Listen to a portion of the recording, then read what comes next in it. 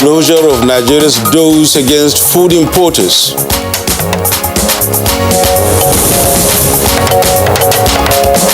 And joint task force comprising mobile police and vigilante groups begin clearance operation in Niger State. IGP solicits information to assist operation.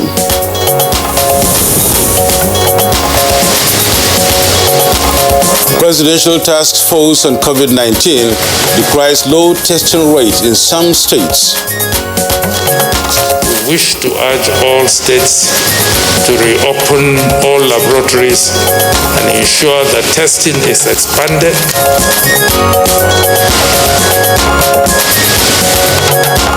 And on Good Morning Nigeria today, we shall continue with our highlights of year 2020 in Nigeria.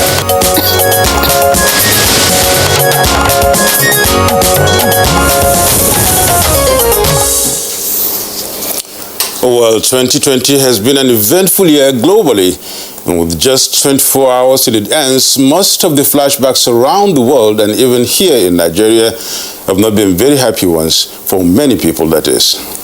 Indeed, Yusuf, as the saying goes, we said yesterday, we really identified that yesterday when we started this review, that year 2020, of course, came with all its the goods and the bads, but of course, out of every bad, opportunities, and specifically, the coronavirus, pandemic, and of course, other issues played out in the country and affected so many things. Yeah, indeed, for sure. The good, the bad, and the ugly, of course, and that's what the year takes alone. And as we continue our review of the year 2020, we must recall President Muhammadu Buhari's October 1st broadcast to the nation, in which he called on Nigerians to set aside their differences to work together in the overall interest of the nation. Indeed, and of course that's in continuation with efforts to, of course, foster national integration. Yeah. Now, while that message, should be a mantra, for every sector of the economy, to strive forward to national unity, 2020 was also the 50th anniversary of the end of Nigerian Civil War. Of course, we remember the No Victor, No Vanquished theme, which was further, celebrated, and of course celebrated the spirit of oneness in Nigeria. And that's what keeps us going through all the time, really. And the Buhari administration also clocked 5 years on May 29, 2020, and critics benchmarked the administration's performance against the criteria of national security, corruption, economy, and social welfare, which formed the core of the president's 2015 campaign message. And despite pockets of attacks on soft targets once in a while, what critics cannot dispute, however, is the level of improved security and the gains recorded in the fight against corruption. Of course, you're quite right, Yusuf. And on October 1st, 2020, Nigeria marked 60 years since the Union Jack was lowered in the country. Now, that celebration necessitated a look back at Nigeria over the past 6 decades, and of course, the role, of the political elites in shaping the nation up to now. And after learning from the logistics nightmare of the 2019 general elections, INEC deregistered 74 political parties in 2020, leaving 18 political parties standing. And from the strange deaths reported in Kano to the NSAS protests, which turned chaotic following the rampage after it was hijacked by hoodlums, everyone agrees It has been a strange and eventful 2020 indeed, and most anxious to see it pass. Don't you look at it so? Well, you don't have to be so anxious. In just a couple of hours or a few days, it will be over. But absolutely, Yusuf, despite the ups and downs of 2020, as we have earlier mentioned, there were some memorable events. And indeed, I must be specific, really, before we talk about the successful conduct of elections in Ondo and Edo states. We must also look at, the opportunities that the coronavirus itself, also brought. Yes, it was a threat. The pandemic, was seen as a threat to many countries, the economies of many countries, but we also saw that a lot of people, were also made, some entrepreneurs, young entrepreneurs were built, people started manufacturing.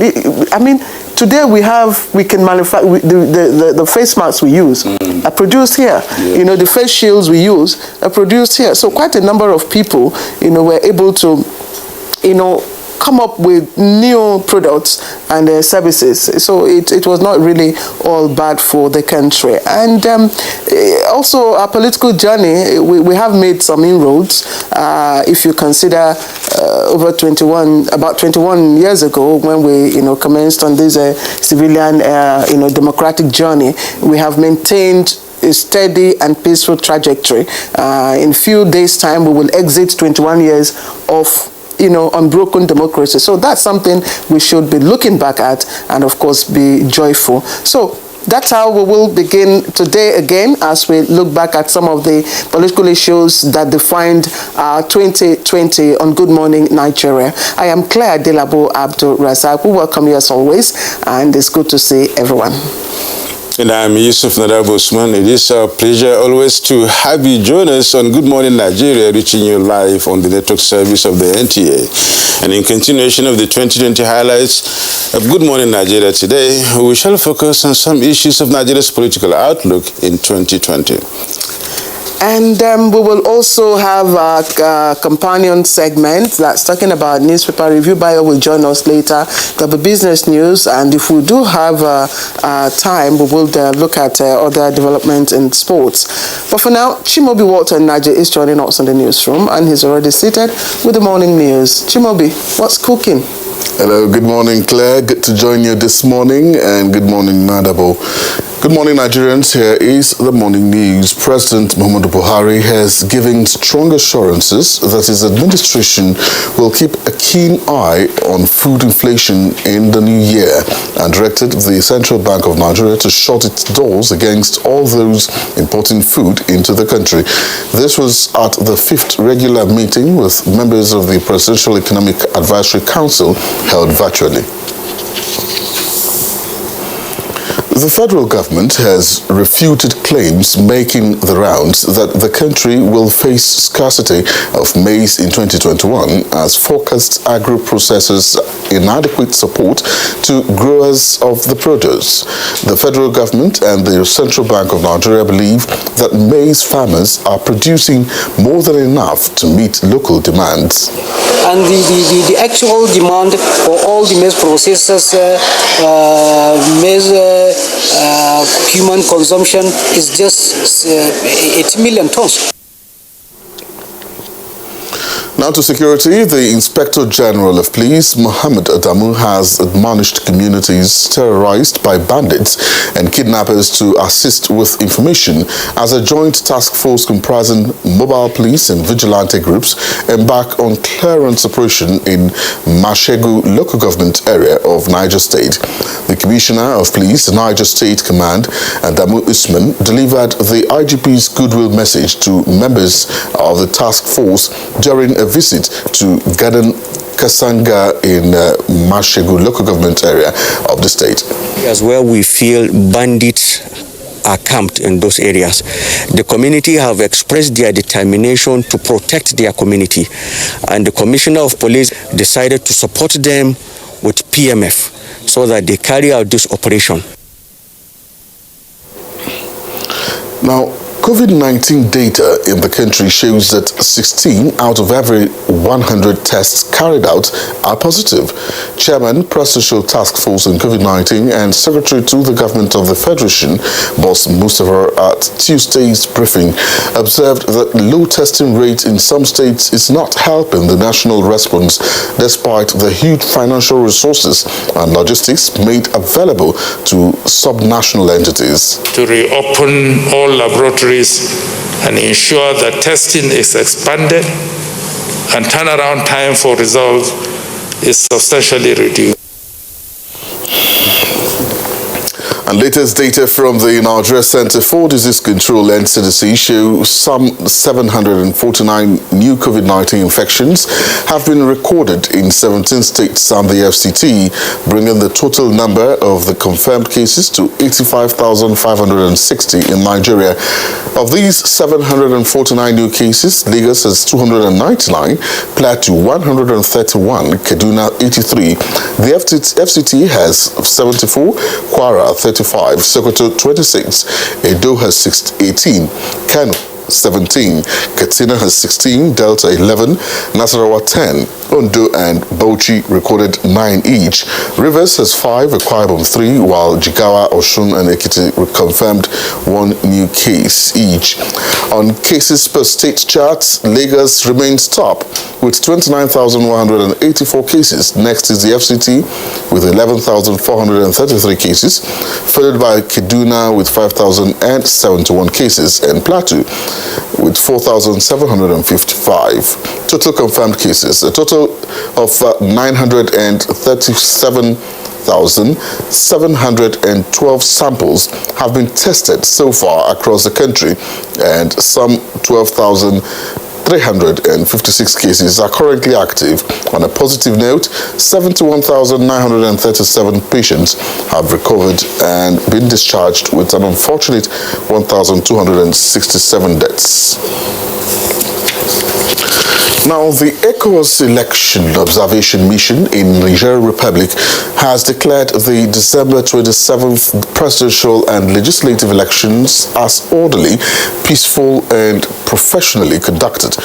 The head of missions and former Nigeria's Vice President, Muhammad Nabandi Sambo, who presented the ECOWAS position, expressed satisfaction with steps and measures taken by the government to ensure the security of the electoral process and the safety of electoral officials, candidates, voters, and observers during the election. While calling for improvement on the shortcoming observed during the election, the mission urged key players to respect and protect the democratic principles guiding electoral processes. All right, and that concludes the morning news.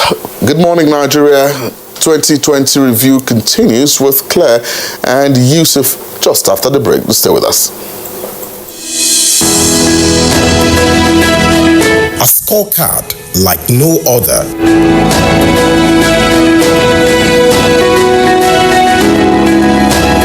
Government has put in place measures and initiatives principally targeted at youths, women, and the most vulnerable groups in our society.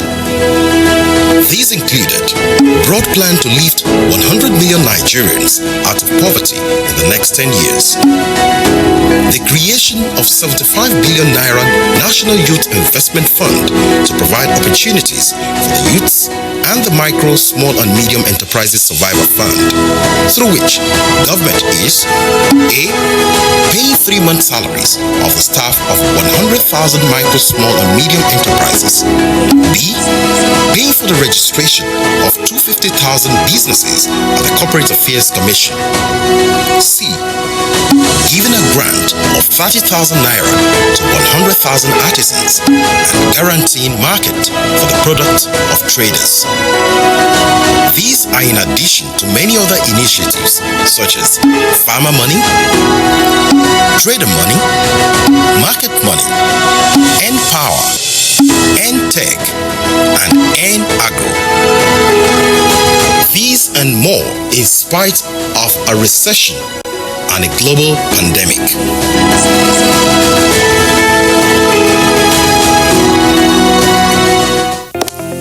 Although social media as a channel of communication is inherently harmless, it becomes harmful and damaging when used without discretion and thoughtfulness.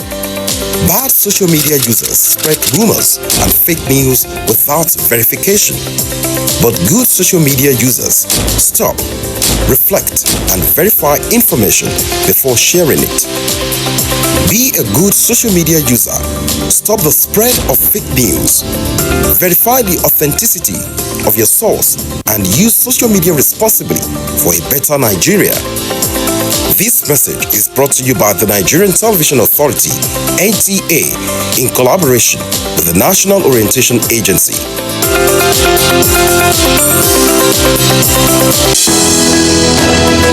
The Council of Our Fathers. My advice to these young people is please do not take us back to those harrowing days. You probably do not know what it is. Nigerian youths, let's build our nation together.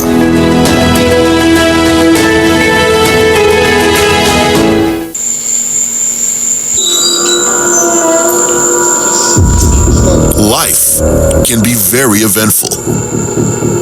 We curiously expect things to happen, even when we don't know what. Our human nature makes us like and repost lots of information. Some are unverified, inciting anger and hate.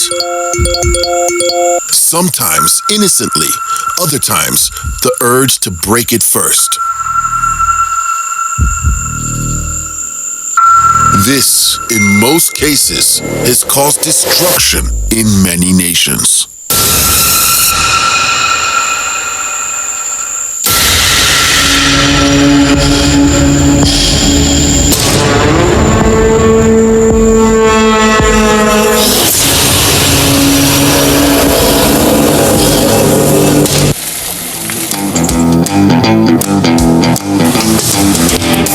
Guess what? What? I scored a hat trick today. Cool! Wow! And how did you celebrate? Just do your hands like this. And hold your nose like this? Body odor is caused by germs. That's why you need the new improved Dettol Cool Soap, which protects against 99.9% odor-causing germs with an extra burst of menthol freshness. Dettol, be 100% sure.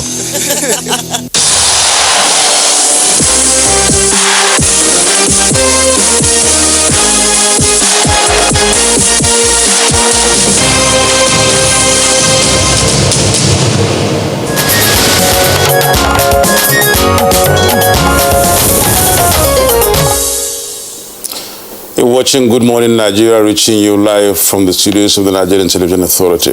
Now, experts say single-digit inflation is still attainable in Nigeria, but with concerted efforts by governments at all levels. Chimobi Holtenaji is standing by with details on business news. Before the upsurge of the global pandemic, Nigeria's economy was already on its way to achieving single-digit inflation rate, but this was scuttled with the global recession due to COVID-19 and a crash of oil prices, putting pressure on the naira and the local economy. World Bank Country Director for Nigeria, Shubham Chaudhary, says the single-digit inflation is achievable for Nigeria, but policymakers need to prioritize expenditures and focus attention on price stability and control. I think in the middle of a COVID crisis, with all the disruption that it has caused, I think it will be more challenging to bring inflation down, but not impossible.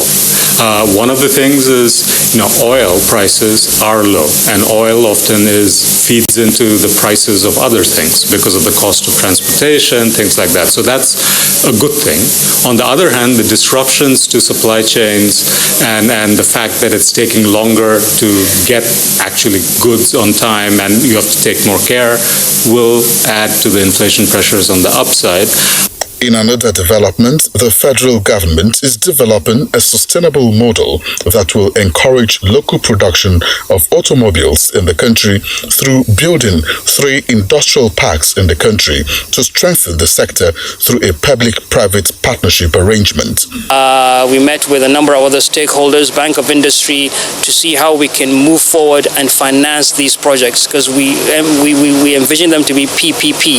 But nonetheless, we have already actually started the preliminary construction of the facilities at these parks. So government is showing commitment, and then hopefully this will show how serious this administration is to Nigerians and to the global community, that we are ready for business, that we are ready to improve and produce local components that go into automobiles. With business news, I'm Chimubi Walter Naji. All right, Chimubi, thank you. Coming up next on Good Morning Nigeria is the newspaper review.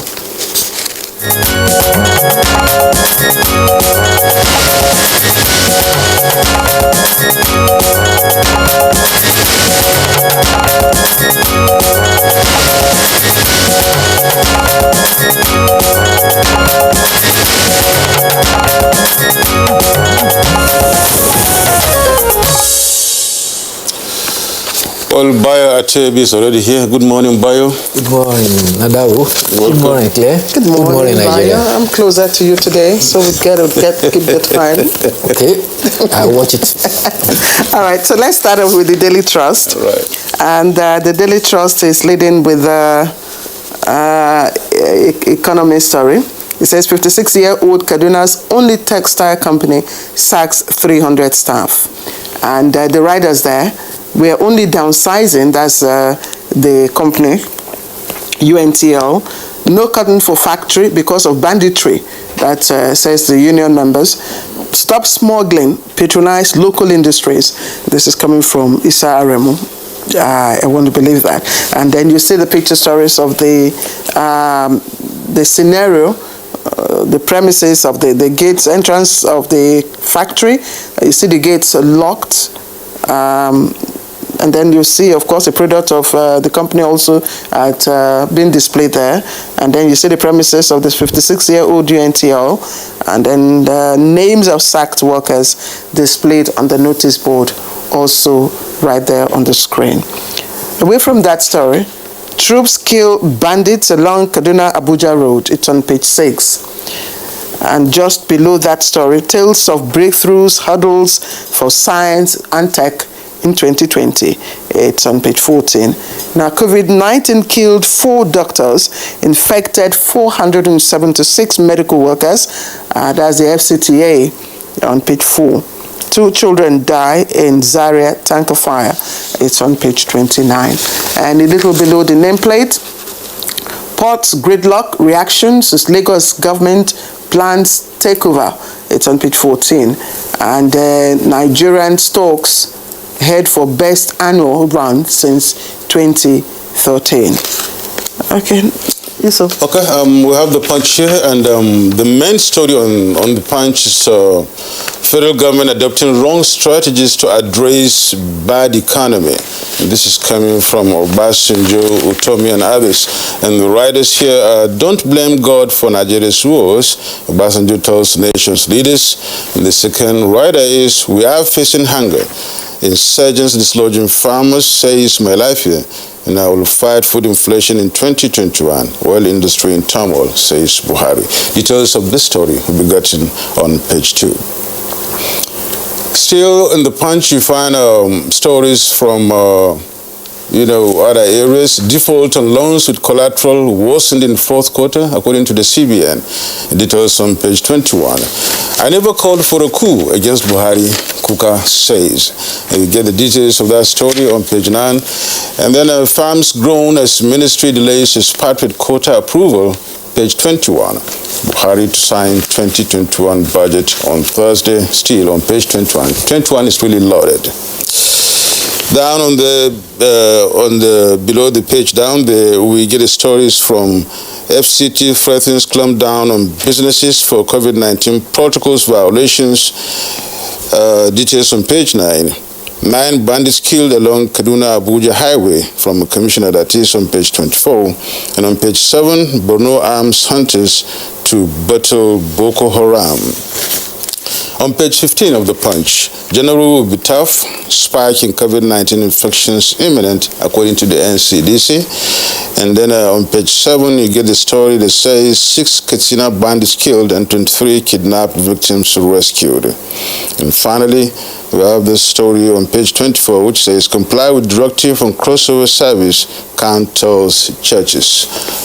Bayo? Thank you. Let's start with the economic story. President Muhammadu Buhari has emphasized that going back to the land is the way out for Nigeria. Already, about 7 states are producing all the rice we need. Accordingly, the Central Bank of Nigeria has been directed not to provide foreign exchange for the importation of food. At the same time, measures are to be taken to ensure that inflation is curtailed. This is what the president said to the 5th meeting of the Presidential Economic Advisory Council yesterday. And the president said, looking back, the president said, we would have been in trouble if our borders were not closed. If the country had not embraced agriculture, where would Nigeria have found itself, especially faced with the devastating economic downturn brought about by the COVID-19? The president says in the era of dwindling petrol, the era of depending on petrol is gone. And with the oil industry in turmoil, we must produce what we eat and eat what we produce.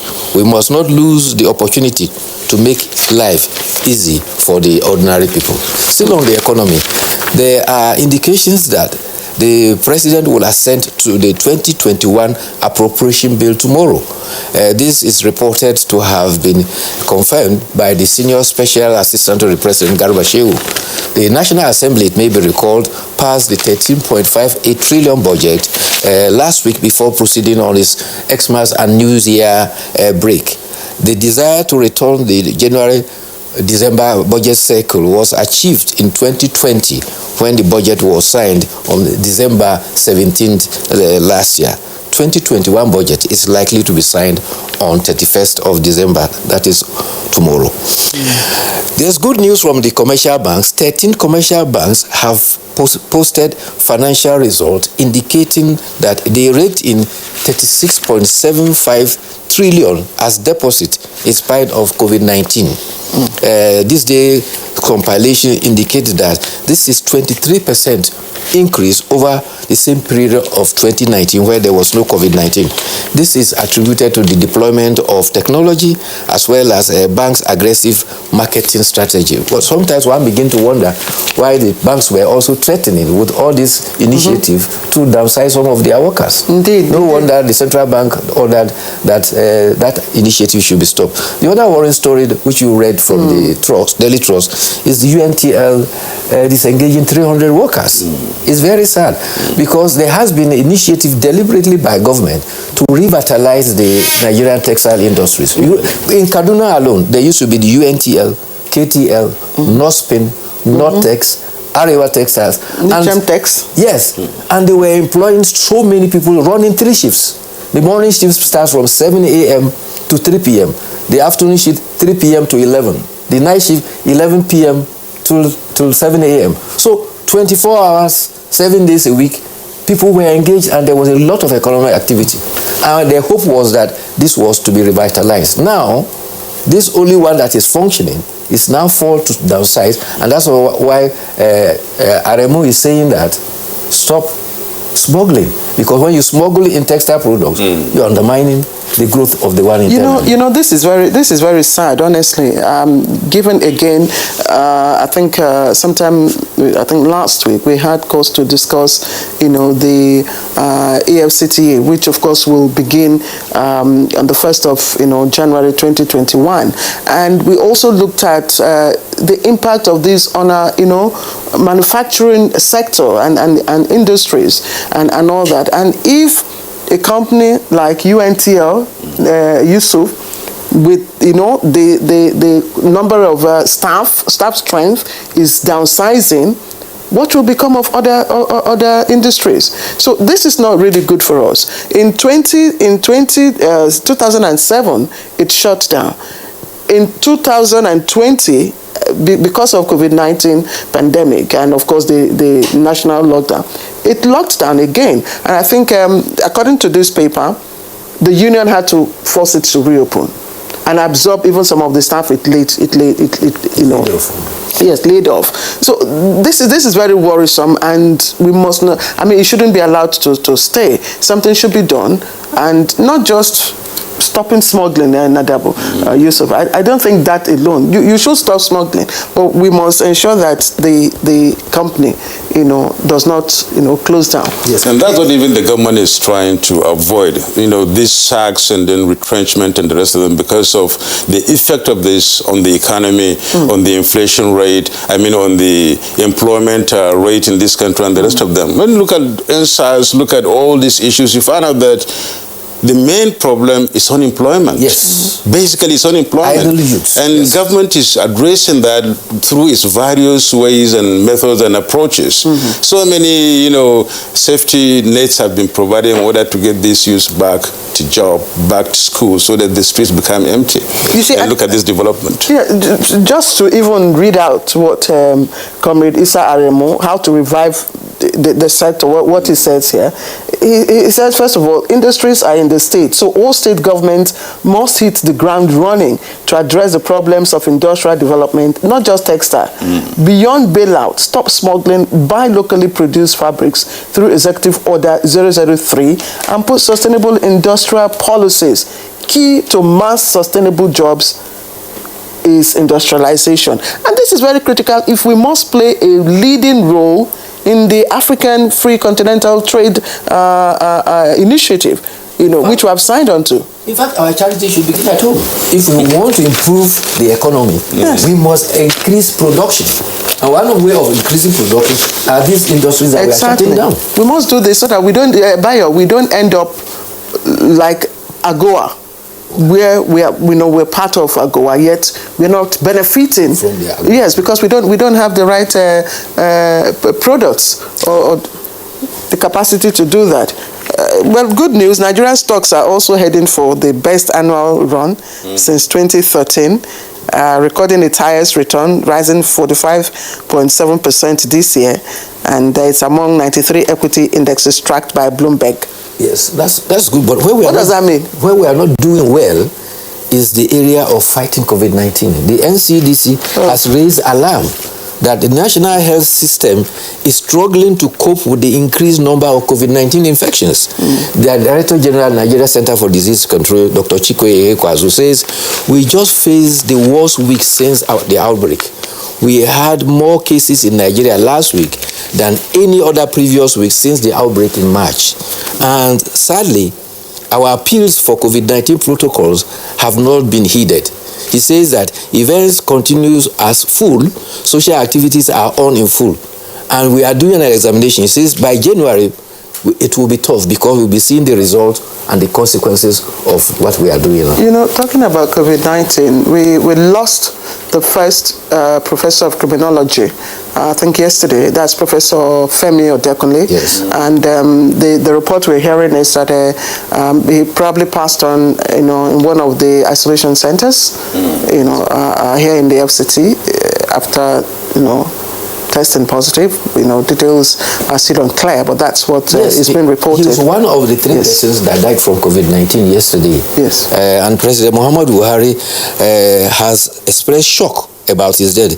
He described him as a valued friend, an intellectual with impeccable knowledge in criminology, governance, and administration. He described his death as shock and has prayed for the repose of his soul. But it goes forward to say that even that same yesterday, we had, by this morning, we had 749 COVID-19 cases. And the epicenters are still Lagos, which had 299, Plateau 131, Kaduna 83, Federal Capital Territory 74. So let's look at the editorial which is coming from The Nation about the National Export Promotion Council's Zero Oil Plan that says some progress has been made, but it is still far from target. Yes, Bayo? zero oil plan was to ensure that our 90% dependent on oil was reversed. And the whole initiative was that there was plan to ensure that we will have other import substituted alternatives, including crops. There's one policy which was described as one product policy, which was to initiate that export initiative that will reduce our dependency on oil. But the editorial is saying that this has not been followed up enough. And if you go back, during the era of the President Olusegun Obasanjo, there was an initiative to give funds to every state to concentrate in producing agricultural products that it is predominant and good in. It never came to... At least one has been, one has been earmarked for every zone. So now we are having this challenge that this was a bold initiative to diversify our economy, drive our attention, economic means of survival from oil to other initiatives. We were all encouraged when we started exporting yam and other agricultural products, and it's very positive sources of earning foreign exchange. But all of a sudden, we are going down. But do you think it's as a result? It's a non-policy thing? I don't think so, because there are enough policies to ensure that, to diversify our economy. I mean, in terms of policies, I think we've got a robust, policy by this administration to ensure that. But what we've seen play out, Yusuf, the issues of banditry, insecurity, and again, some natural disaster, which probably, would impact on efforts, by especially... Well, especially in this year, yes. When you look at floods in these areas, bandits, killing farmers, and of course, bandits, in Kebbi, where you find, onion becoming so much of a hot cake because of these factors. So I think, again, beyond policy, we've got policy. Maybe we must look at, efforts to also tackle security issues. I mean, do more in the area of security, protecting the farmers and our farmland, rice farm. You know how much was eroded away.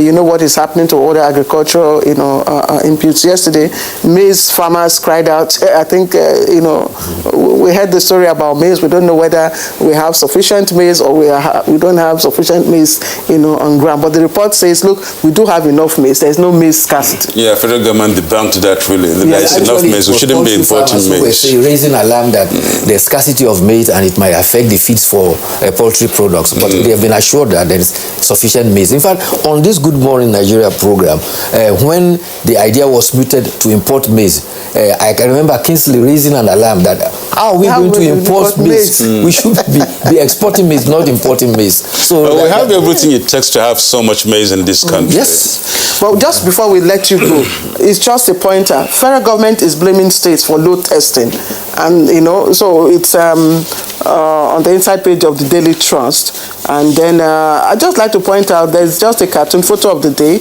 We probably would not have it. It's an African saying. It says, when the ear hears, the body is safe. So when you hear and you comply with the COVID-19 protocols, you're safe, you remain safe. So Bayo, you exhausted your time. Thank you. All right, so thank you, Bayo. We'll see you tomorrow. Don't go away, we'll be right back. The counsel of our fathers. I will urge and advise our younger generation to use talent and brain to sort out problems, not arms. Nigerian youths, let's build our nation together.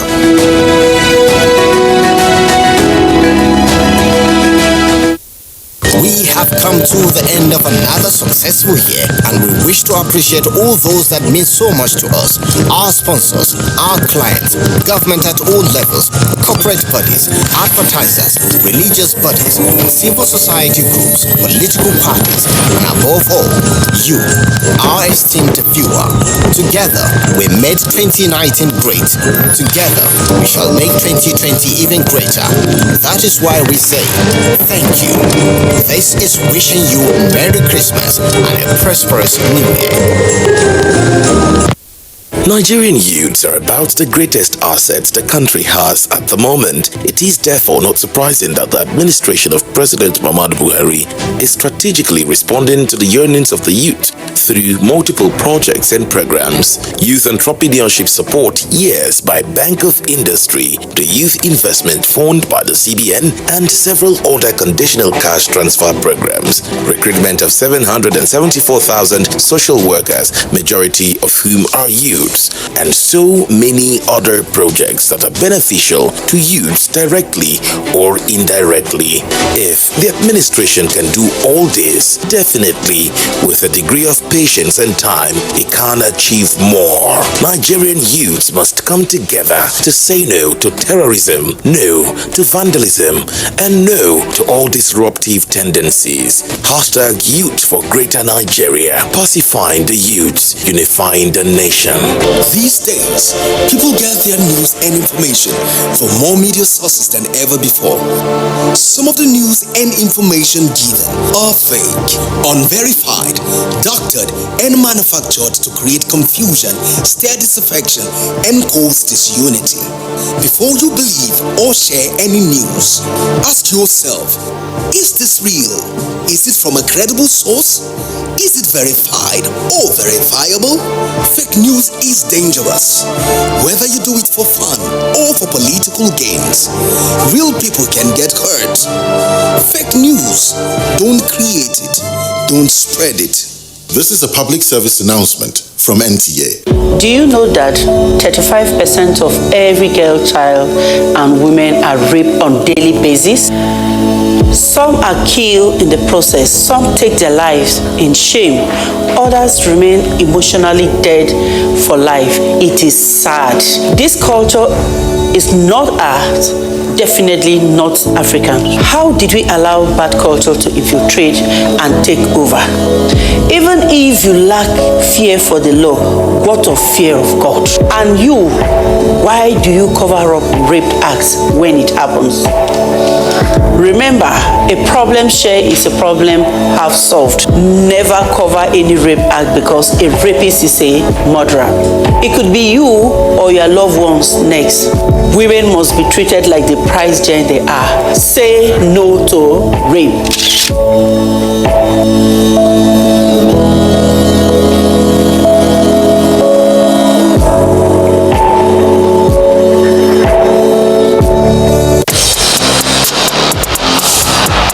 Hotspur ended 2020 in a slump, but will their fortunes change when they take on Leeds United in their first game of 2021 on Saturday? It's Tottenham versus Leeds United on the Premier League Live, showing on the NTA network from 1 p.m. The Premier League Live is brought to you by Axis Bank, Bye Jebu, Lipton, and Close Up in association with Goal.com.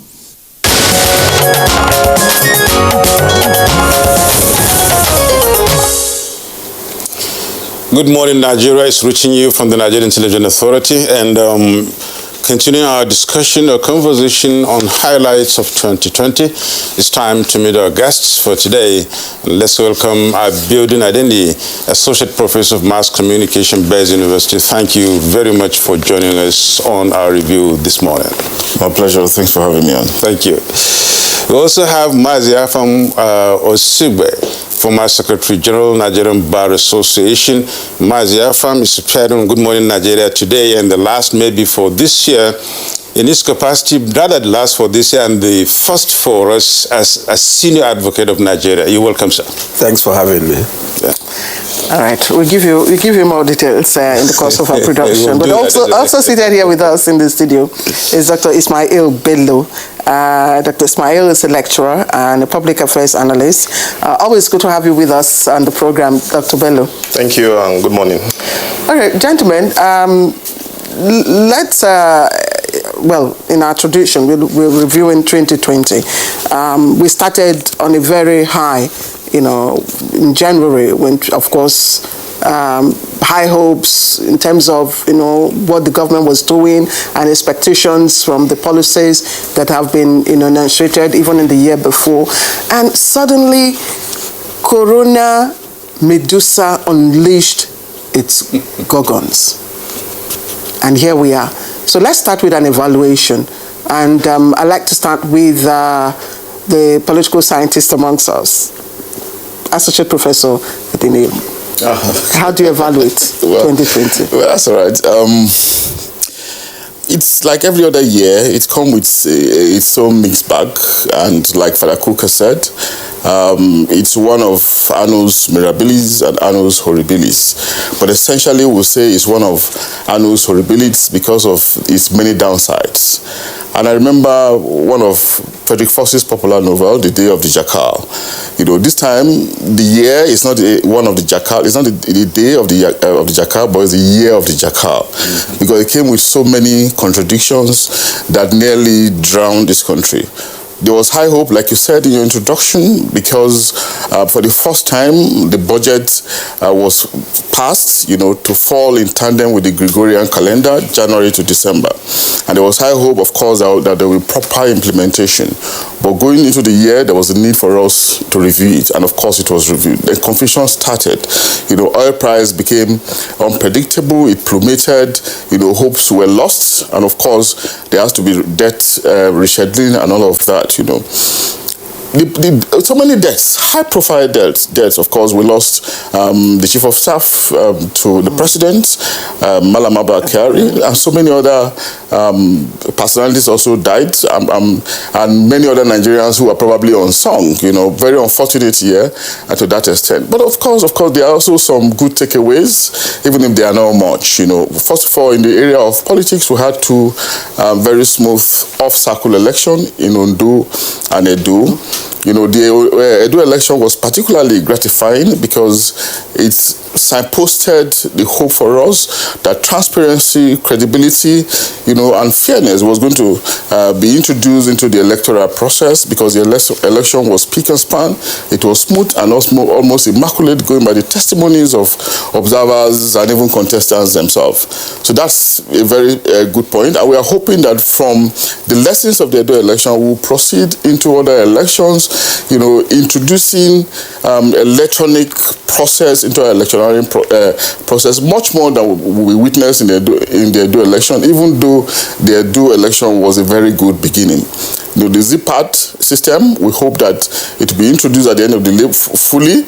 The card reader system, we are hoping that it will be improved upon so that cases of failure will not arise again. Then electronic transmission of results, we also hope that we can improve on it massively. Our next chairman has promised that all these things will be ramped up and consistent with the hope that the electoral bill will also be passed, so that we can perfect our election as we go on. Then let's go to the Ondo election. Ondo election was not bad too. It came on the back of the Edo election. There were downsides and allegations of voter inducements and all of that. Well, these are characteristics of our election. We also hope that at some point, our elections will not be transactional. It will not be, the process will not be commodified, so that we need to have an election where people vote freely and fairly. Good lessons from those two elections, off-cycle elections. But again, there's also another downside that we need to also mention. Your general impression, we'll get to the specifics. Okay. Yes. So, finally, before I round up, it's also important to say that we had two cases where we will say that elections were not necessarily legitimate, but they were legal. Imo and Bayelsa. Another lesson for us, those two states technically are joining the list of off-cycle elections that we're having in this country. We already had 6, but we had Imo and Edo somewhat joining them. So overall, I would say that it's a mixed bag, but life itself is a mixed bag. Life itself is not fair. It came with a lot of challenges, but the task for us is to elevate ourselves above those challenges, and propel ourselves towards economic stability and sustainability. But how do we do this? To look beyond oil. Okay, look beyond oil, diversify our economy, expand our resource base, like we've been saying, concentrate on agriculture. What about steel? What about minerals? These are the potentials where we still have. These are areas where we still have potentials. Yeah, these are and we have to really. Yeah, that's right. Yeah, we'll look into 2021 as we progress in the discussion and the conversation. Really, when you ask this question in Nigeria, we are about 200 million or thereabout. If all of us will speak, say, assess 2020, we're all going to have so many different assessments, really, because everybody felt it. So, Dr. Bello, what would you add to what the associate professor said as regards assessment or assessing 2020? Thank you very much for having me. As the prof has said, we've had it high and low in the year 2020. The COVID-19 disrupted a lot of things. Insecurity in northwestern Nigeria, with the kidnapping of the Kankara boys. We thank God for the proactive nature with which the government of Katsina, Zamfara, the military, the federal government were able to swing into action to bring back our boys, to avoid the Chibok scenario, which really dented the image of Nigeria within the international system. So with COVID-19, there's been insecurity in the northwest. We believe mechanism will be put in place to ensure for security in the northwest it is tackled, to make it easy for individuals to go to the farm, people to easily travel around the northwest. So I'll be focusing more on the security aspect. There's more to be done when it comes to security in northwestern Nigeria and northeastern Nigeria.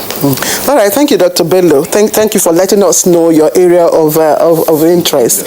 So let me bring in the brand new Senior Advocate of Nigeria, and one of the 72 Senior Advocates of Nigeria, of course, recognized this year, 2020, and of course, respectively, and I must say, congratulations once again. Thank you so much. We on Good Morning Nigeria appreciate you.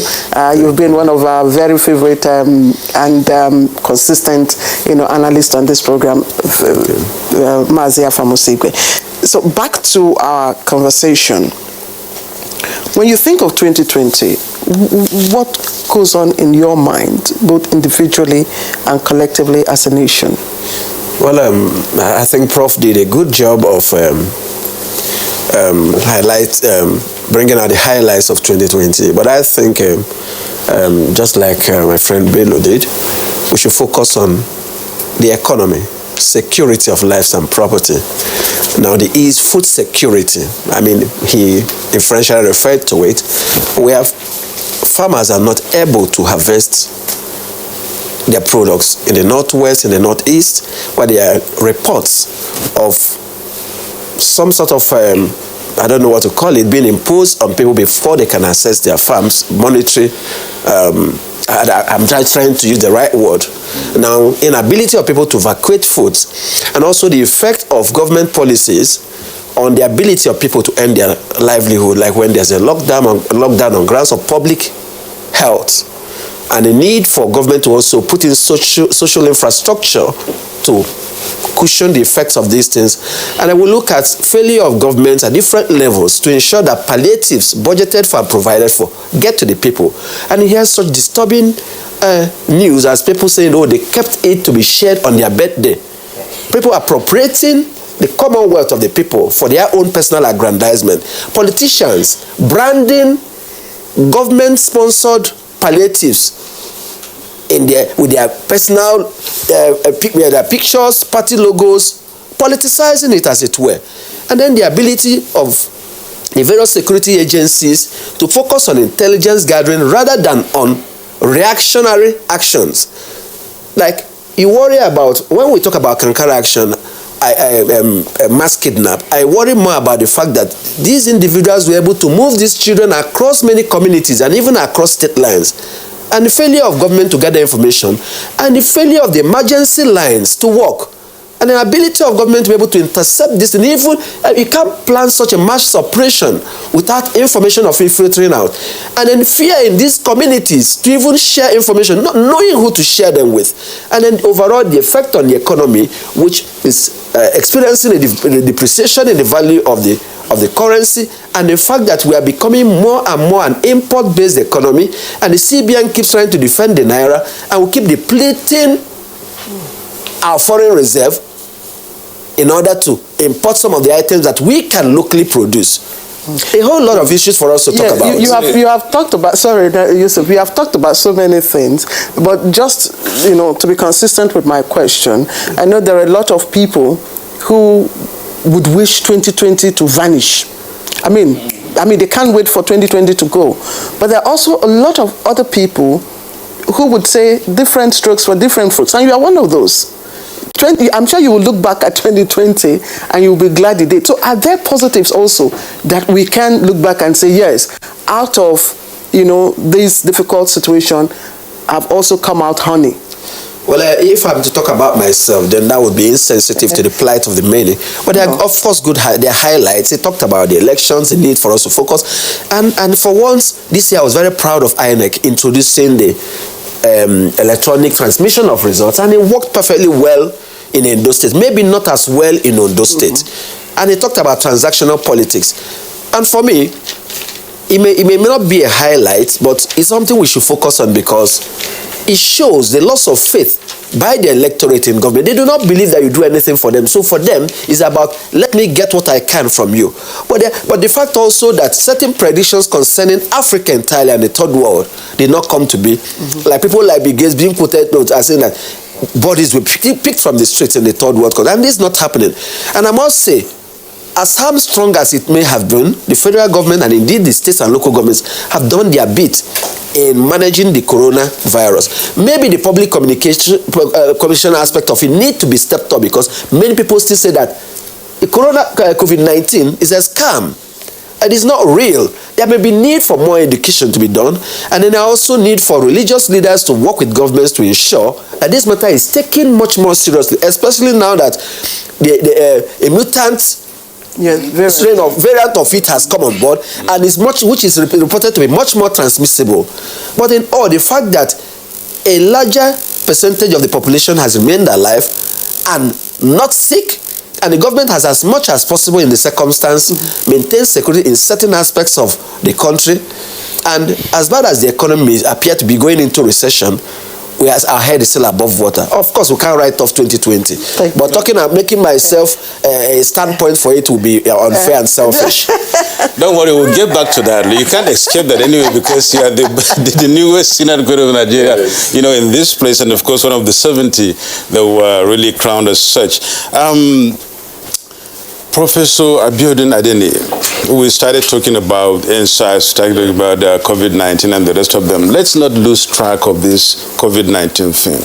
When we are going through the newspaper review here, and even yesterday I had the chairman of the PTF, saying that at the subnational level, that states and the rest of them are not really doing the testing as required. And if they are really doing, we could have really gotten so much and so many of, indications and cases of COVID-19 and so many other things. Mazi talked about the palliatives and the rest of them. Now, 2020 has been so much of a hard year, especially when we talk about the coronavirus. That's right. It is one of the greatest, setbacks and the negatives we had. They compounded almost everything and confused almost everything. Do you see us really getting out of this as soon as possible, and then, being a little bit hopeful in trying to address these issues, looking at the myriad of problems we have on this? Well, in terms of hope, I have hopes, because as a human being, hope is innate to us. Yeah. By the time we stop having hope, then we're ready to go. So I'm hopeful, and of course, first we need to look at our biology, perhaps our genetics and our environment. Somehow, it's still mysterious. How the pandemic has not ravaged Africa and Nigeria the way some predictors actually said it was going to do. But of course, it's also shameful that we've not researched it well enough. What I think we are trying to do is what we are not capacitated enough to do, trying to ape and idolize the Western nations. Probably taking some of the measures they are taking. They lock down, we lock down. They introduce palliatives, we introduce palliatives. And they were shutting their borders. Of course, we shut our borders too. And the campaigns, everything they are asking us to do, we did it. But of course, the impact is not as immense, it's not as intense in our environment as it is in their own environment. So against that background, I would have expected us that going forward, we should be original, we should be creative in our own methodology. But we will have been able to do that if we have researched enough the reason why we are not as affected as those other countries. That's the mystery. But one of the reasons being put forward is the lack of testing, enough testing, especially from the presidential task force. If there are not enough testing, then there should have been more deaths. Because if you are not testing, that means you are infected, and obviously maybe the deaths are not being reported. Well, all these things are hypotheses, they are assumptions, and that's why I'm saying there should be enough investigation, enough research, so that at least we can place in hand, we can have data, we can place in hand on what the solution could probably be. Because if you want to profile solutions to a problem, you need to investigate it, research it, understand the problem before you can profile a solution. But having said that, anyway, we have to also commend the PTF. They've done their best, in the circumstance. They've been preaching a lot, they've been admonishing the populace a lot, but of course there's still room for improvement. For instance, I've been critical of the monolithic messaging. In the last 9 months, it's just been one message on the podium: wear a mask. What about the other element of the non-pharmaceutical method? Like hand hygiene, like social distancing. Why are you neglecting those ones? With every due respect to them. In the United Kingdom, for instance, you see how they vary these messages over, how they varied it over time. You will say, well, it has not impacted on the number of on people who have contracted it, but of course, let's do the first things first. And our situation is different from their own. Our society is largely an illiterate society. Our people are much more difficult to educate, and that's why we're seeing people still disbelieving the fact that COVID-19 exists. So we need to do a lot more work, and that's why I've advocated in some other fora as well that we probably need to do mobile messaging and probably do guerrilla communication. We need to understand that strategic behavior change communication can be very, very difficult. Because people have imbibed a line of behavior over years, and for you to change it momentarily can be very, very difficult. Because of this difficulty, then you need to be drastic and abrasive in your messaging. We're not doing enough of that, and that's why we see people take advantage of the situation and still think, unfortunately, that it's an elite problem, that it's an elite disease, that the elites are dying. Forgetting the fact that, yes, when an elite dies, papers will report it, everybody will know. But when a non-elite probably dies, nobody will hear about it. So you now think that the elites are dying more than the non-elite. So a lot more has to be done on the part of government. Yes, they've done their best, but we still need more to be done for us to actually stem the tide of this pandemic. All right, Professor Adini, thank you. Dr. Bello, so we kicked off with coronavirus pandemic, which was the turning point, in 2020. In other parts of the world where the vaccine, attempts are being made to get the people vaccinated, and in the US, for instance, they are making efforts to reach what they call the herd community as soon as possible. But there are also indications that for us in this part of the world, or those who call the third world countries, the vaccine might not get to us until 2023. I don't know if this is good news or not, but just this morning, I think I listened to the CNN say the president-elect, Biden, is saying that, look, vaccination alone will not help. So do you think from our approach, ab initio, are there lessons that we could draw going forward, to even address the new strain? Are there lessons that we have learned from the way we have approached it that has helped us, stabilize the caseload? Thank you very much for the question. Before I go into that question, let me still talk about 2020 and some positivity.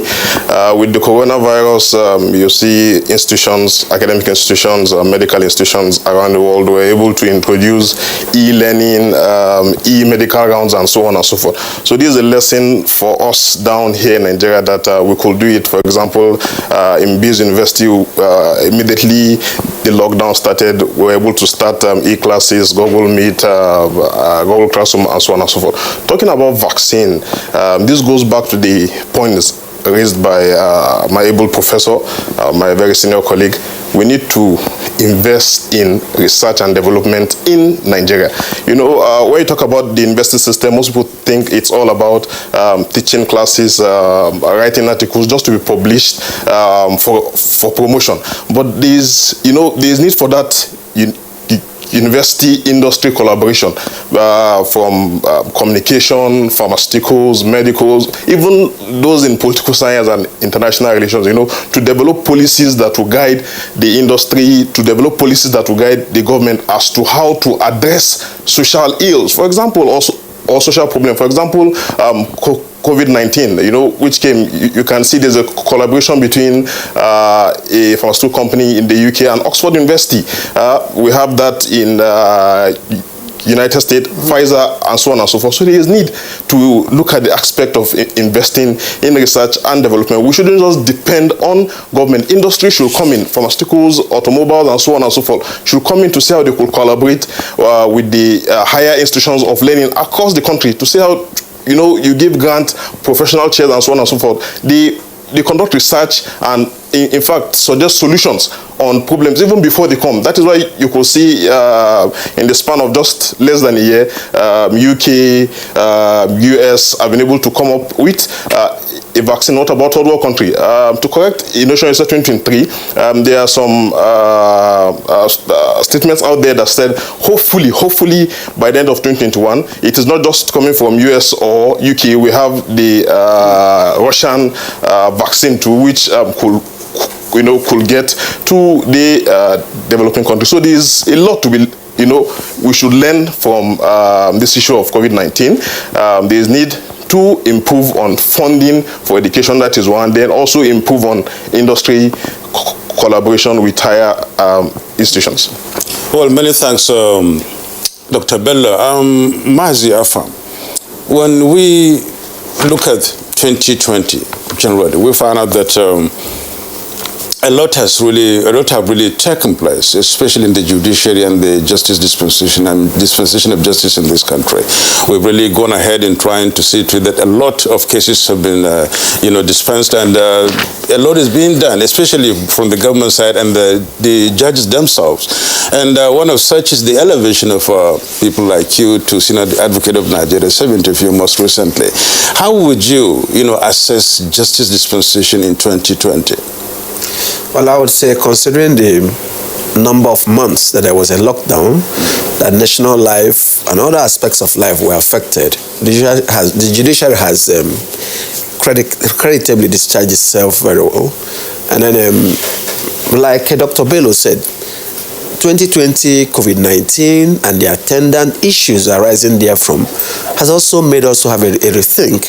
Many courts introduced virtual court sittings, and then also we needed to look at the way we do things. Many courts were forced to schedule hearings according to time. It made people to rethink that the idea of gathering lawyers to sit in the courtroom all day waiting for their matters to be called may actually not be ideal. So you may have time belts, so your matter could be by 10, 11, 12, so that you come when there is need for you, round off and go. And also the fact that some courts delivered rulings virtually, and it brought about the argument of whether a court giving its ruling or decision virtually amounted to, or holding a hearing virtually amounted to having a hearing in public. And I think the Attorney General of Ekiti State took that to the Supreme Court, and the Supreme Court was of the opinion there was no dispute. And in an obiter dictum, one of the justices said that, look, it did not violate the Constitution. But there was need for us to rethink our laws and try to give them purposive interpretation and look and interpret them in the context of certain circumstances we never imagined were possible.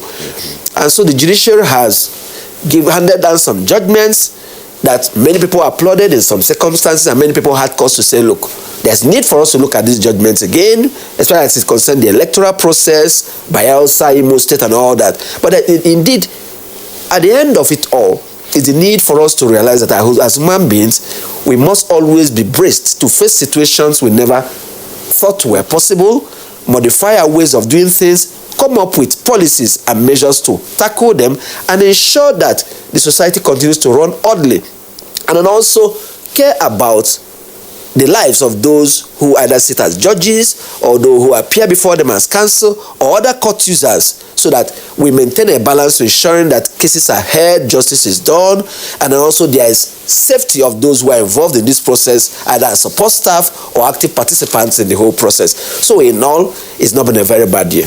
Okay, I know this is your comfort area, but I will just keep your hold and take you back to COVID-19 before I take you up on the judiciary.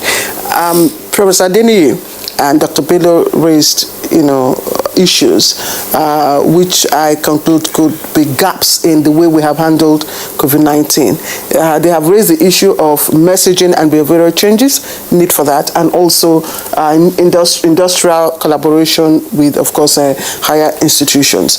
What are your thoughts about that and how we have managed? And I'm glad Dr. Bello said that.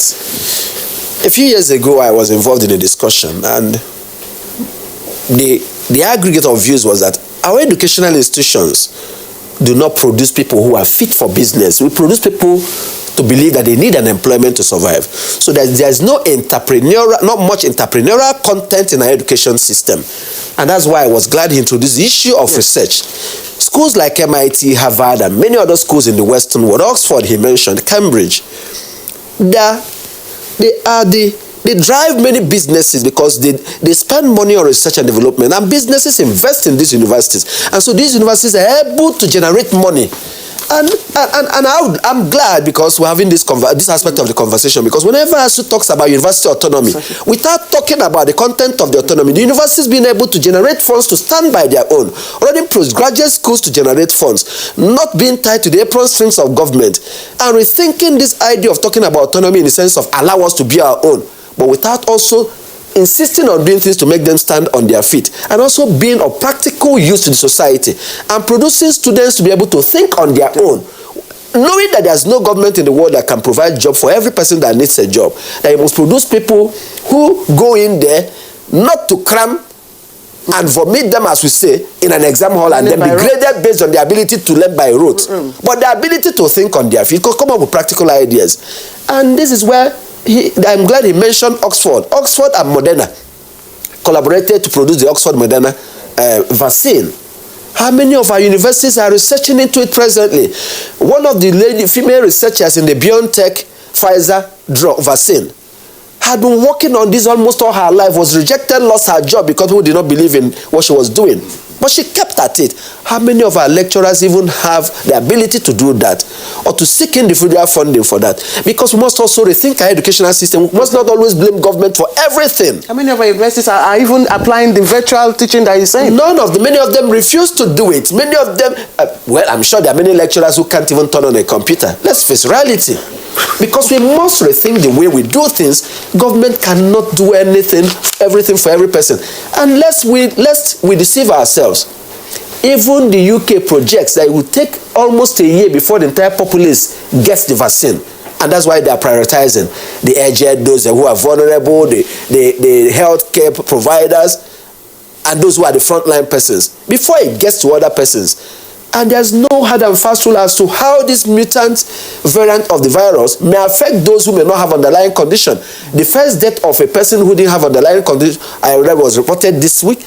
So you believe there's a gap in content in universities? Absolutely, absolutely. The universities just produce people that have paper qualifications. And we need to look at that. We have so many science faculties. In what ways are they contributing to our nation? And when we talk about vaccine, we should know that these companies are Western world-based companies, and they don't even have enough for these Western countries, and we cannot even compete with them in terms of saying, let us pay you top dollar so that you give it to us. In what ways are we trying to research to produce our own? Russia has come up with their own vaccine, which the West is discrediting. I don't know, but we need to see its effect on the populace. But must we wait for those vaccines to be made available to us? Can we afford? Can't we look at them and produce generic versions of them where available, because there are certain treaties that allow us for purposes of public health to maybe not to respect certain intellectual property in the interest of the people. Must we wait to import them? What are our scientists doing? In what ways is government trying to drive research in some of the public-owned research institutions? If we don't do this, nobody knows when COVID-19 will go away. Okay, yeah. I like Professor Adeni to you want to ask? Not to ask him really, but to really add to what he said. Looking at COVID-19 generally, and then the government's effort and Nigeria's effort in trying to, curb the problem and then get vaccines for it. Government, came up sometimes with, millions of naira, is that, as a reward for those who really come up with a vaccine for it. That was that proposal. And of course, looking at research and some other things which Dr. Bello spoke about and you really initiated, the kind of deaths, the deaths in Kano were things that were supposed to be investigated so much, and then, results coming out to show that this is what the cause was, and this is how we are going to approach it. And the vaccine thing is still laying there. The research thing is still another big issue we need to look at. Yeah. Professor, I'm looking at this, mix-ups. Yeah. 2021 is just by the corner. I think we shouldn't be doing things the way we used to do in 2020. Very well indeed. Yeah, I think because there's this popular saying by Albert Einstein that if you continue to do the same thing like you've been doing before and you expect a different result, it's just going to be a mirage, So we need to plan differently. We need to be very much more original and creative, like I said earlier. But more importantly, with respect to this vaccine thing, ordinarily from the history of the production of vaccines. You look sober. Yeah, well, it can very sobering, really. Yes. From the history of the production of vaccines, if you look at the history of plagues, from the Black Plague to the bubonic plague, to the Spanish flu, and of course even to HIV and the one we're having at hand, vaccine can take a long time to produce. Sometimes it takes up to 3-4 years. But because of Operation Warp Speed by Donald Trump, and perhaps because of how ferocious, how vicious COVID-19 has been, of course, scientists got to work as quickly as possible, and in 8-9 months they have been able to produce a vaccine. So to say, we cannot write off Nigerian universities yet. We cannot write off Nigerian research institutions yet. Many of them are still at work, and of course, I'm aware of Babcock University. Many private universities are in session, like my colleague said. Bayes University is in session, and usually when you begin this when the vaccine candidate is in process, there are about 300 of them are in the works now. When they're in the process, you do not announce them until you begin to make progress. By Nigerians? Yeah, of course, yeah. Nigerian universities, research institutions are working on it. So they cannot begin to announce it or maybe their effort until the effort has yielded a result, sort of. So you don't celebrate effort, it's result that we celebrate. And that's what we saw in Pfizer and in Moderna. So baristas should not write off Nigerian universities just yet. They are still silver lining. Many of them are still doing very well, irrespective of the downsides. And of course, some of these challenges are not necessarily peculiar to these institutions alone. Anything you see in any Nigerian institution, it's a reflection of the bigger picture of the Nigerian society. And that's why we keep talking about the need for us to have, a helicopter view of the problem that we are having so that we can deal with it collectively, through the prism of the right leader, not necessarily the political leader alone, but all levels of leadership, military leadership, civil service leadership, public sector leadership, and for each and every Nigerian to contribute, conscientiously from the little corner that you are occupying, not necessarily depending on just the leader alone. We are all leaders in our own right. If we have all these leaders contributing from all the micro units, by the time it coalesces at the macro level, of course, we'll have a different country. So whatever you see reflecting the Nigerian Nigerian university, whatever you see reflecting in the Nigerian police, reflecting in the Nigerian army, you know, it's a picture of the Nigerian society itself, you know, which can be remedied through appropriate leadership, you know, beginning from the top to down, not just from the top down alone, but also from bottom up. That's the point I need us to emphasize.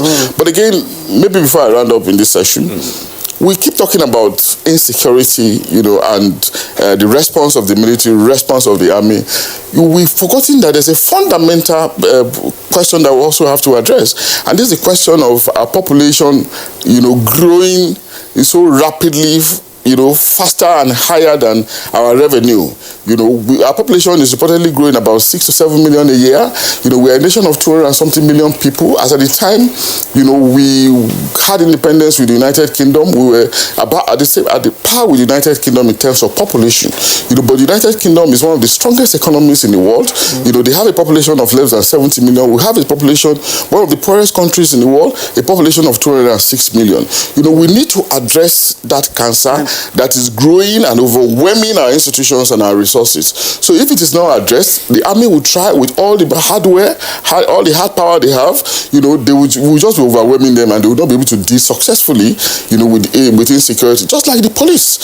That perhaps we need maybe either a population policy or a way to conscientize the populace, you know, to understand that you do not just begin to bear children. No religion. It was a topic we handled on Good Morning Nigeria. Actually, fantastic. Thank you. We had dealt with that, how we manage our population, you know, dynamics, and effectively. It was extensively done, you know, discussed here on the program, and probably we may have to, you know, revisit it again in the new year. But just before we leave the coronavirus and then go to judiciary, which Yusuf already ticked off, Dr. Bello, did Leonard Silk, did he hit at the core of challenges, you know, affecting the whole university ecosystem in terms of content gap with regards to research and collaborations with medical industries? Yes, thank you very much. Indeed, as my prof said again, there have been some progress in some institutions. We shouldn't write them off. But, you know, there's this trust issues when it comes to the Nigerian populace and those at the higher echelon of power. When NAFDAC said they were working on vaccine, it was so unfortunate that on social media, Nigerians were making jest of the NAFDAC vaccine. So as we said, they need to improve on the content in the university system, not just the medical side, as I said, but even social sciences, law, and other aspects of the university system. There is need for more industry university collaboration to ensure that content are tilted towards the need of the Nigerian state. You know, the content shouldn't just be what has been brought down by the global west, or even taken from the east, Russia being an emerging power today. It should be tilted towards the need of the Nigerian state. What are those needs? As Prof said, population issues, economic issues. How do we diversify from over-reliance on oil to looking at agriculture and other sector of the economy? So as I stated, they need to look into our curriculum from medical to other faculties in the university system. So I believe the SAN was correct. We need to improve on the curriculum in the university system. Many thanks, Dr. Bello, but let me just hang on to you a little bit there and then shift gear a little bit from the coronavirus into something different in 2020. In January 2020, you know, we marked the 50 years of the end of the Civil War, and that was a political milestone that really kept us together, where, you know, that very dictum of saying that no victor, no vanquish was really put in place, and today we're still hanging on to that because we're still united. There were so many theories and other things that came up. That is, so by so time, Nigeria will break up, by so years, Nigeria will scatter and things like that. But we still won. The Civil War could not just get us anywhere, apart from making us much more stronger. Remember one of our own Enlightenment jingles, President Obasanjo said that we fought one Civil War too many. and that is really a fact. How do you look at the milestone, and how has it really gone in trying to see to it that we're still one and will keep continuing to be one? You see, the Nigerian state, as we have it now, from the north to the south, our strength, lies in our togetherness. I will refer back to what I saw on the social media when there was the increase in price of onion. You can see how it became an issue in southern part of the country. So us, being able to come together and ensure we explore God-given resources, both natural and even human resources, even in the population. Talking about population, we could use our population positively to ensure that the youths that are lying fallow, are directed towards entrepreneurial engagement to ensure that, it leads to economic development. Looking at China today, its ability to rise from the backwaters in global economy and global politics is, tied to its using its population to ensure that they are meaningfully engaged. So come back to your discourse on the Nigerian civil law and how, we've come together in the last 50 years or thereabout. It's looking at our population. We should use the population into positivity. Look at how the distrust that we have in the country could be worked on, inter-ethnic marriages, inter-ethnic, mend those fences that leads to division in the country. All right, Dr. Bello, thank you. And indeed, 2020 marked 50 years of, that no victor, no vanquished, theme, which of course goes on to, bring out issues and programs that unite us as one. And that's one area that the judiciary also played significant role. And that's why, again, I'll, go back to the judiciary, which Yusuf, earlier started, and ask the Leonard Silk here.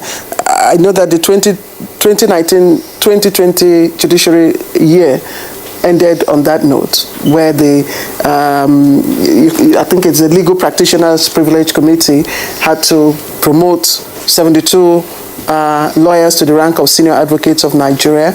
And what specifically are the responsibilities of the Senior Advocates of Nigeria, and how symbolic was it for the judiciary in terms of justice dispensation?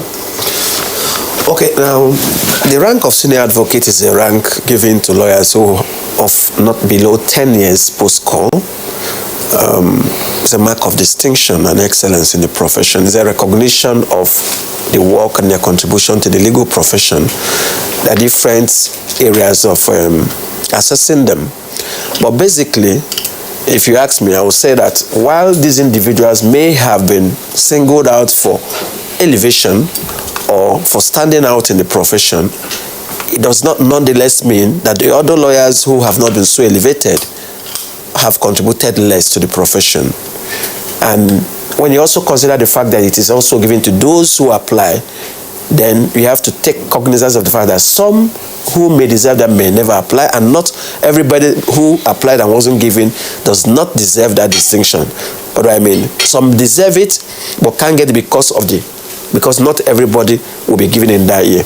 But the bottom line to me is the importance of all legal practitioners, whether they are Senior Advocates of Nigeria or not, to contribute their quota in the maintenance of the rule of law, which is Rule 1 of the Rules of Professional Conduct, to do everything that is possible to foster justice in the nation, to also do the right thing, and also not bring before courts cases that ought not to be there in the conduct of their professional life and private lives, to carry on such that the nation would benefit from it.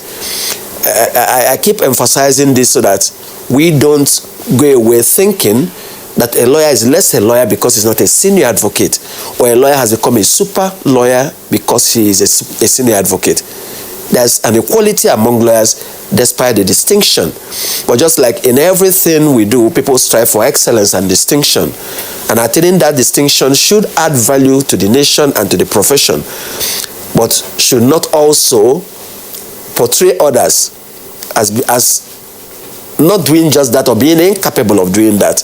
And that is why I keep saying that all lawyers contribute positively to national development, to the advancement of the cause of justice.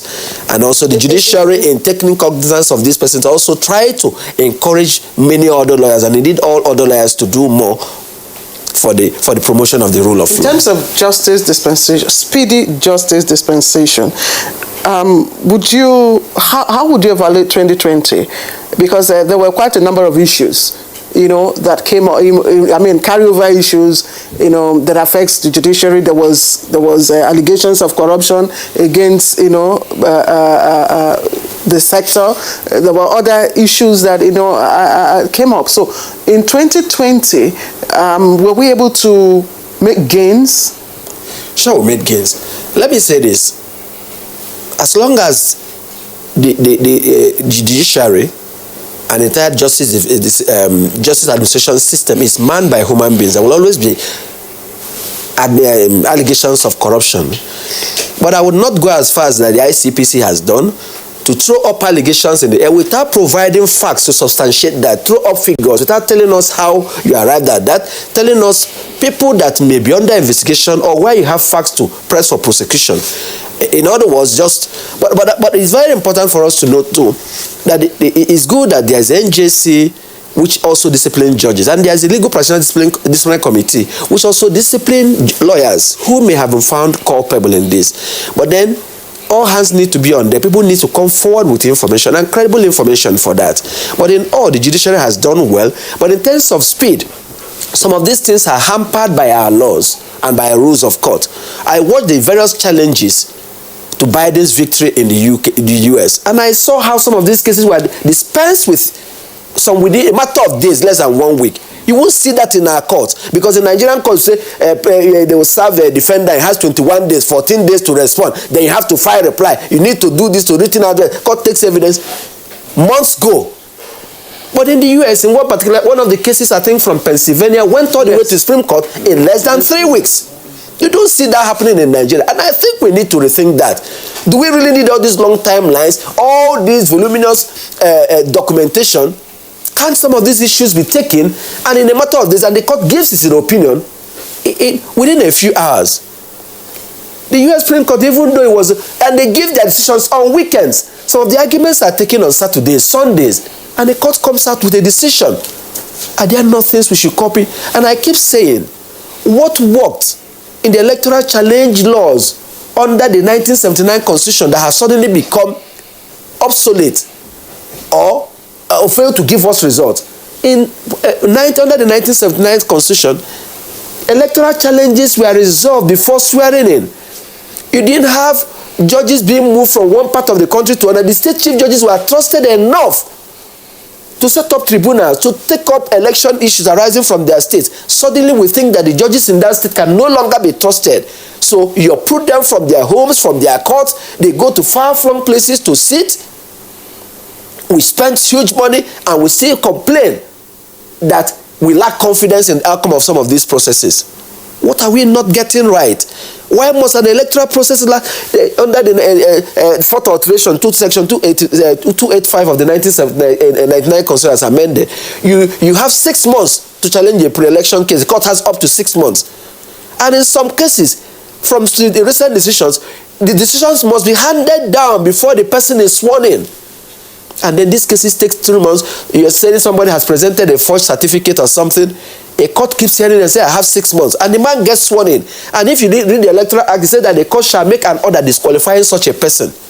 Meaning that if some of these cases are not resolved before the man wins the election, even though the court has the entire time, you're wasting your time. Can't we rethink some of these issues? And then the number of cases that go to our courts. Why must the gubernatorial election go all the way to the Supreme Court? What happened to when it stopped at the Court of Appeal?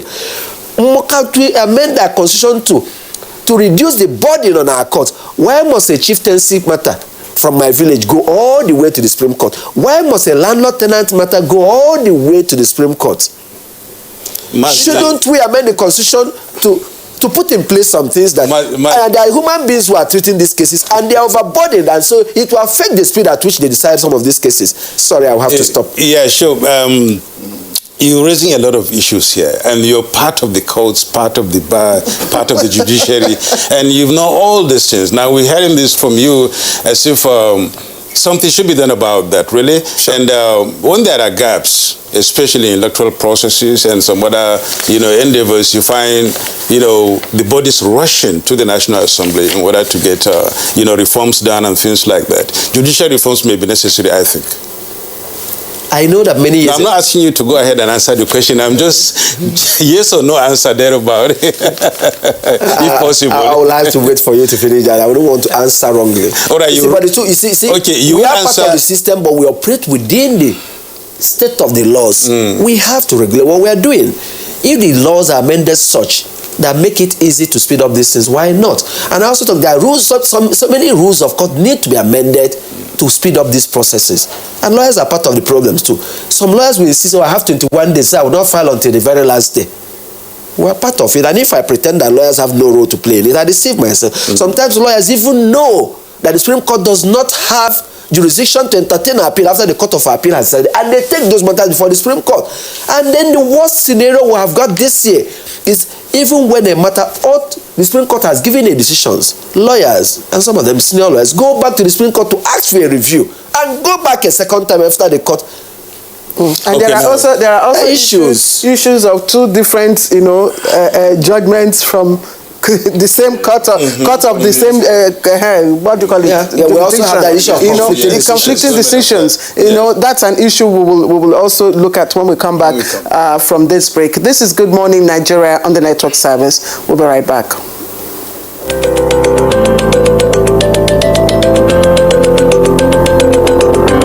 My name is Nando Jamda Mohammed. Stevita. Hussein Musa. Goduna Joel Finji. Said Musa John. I'm a carpenter. I've been doing this for more than 8 years now. And I said that plantain.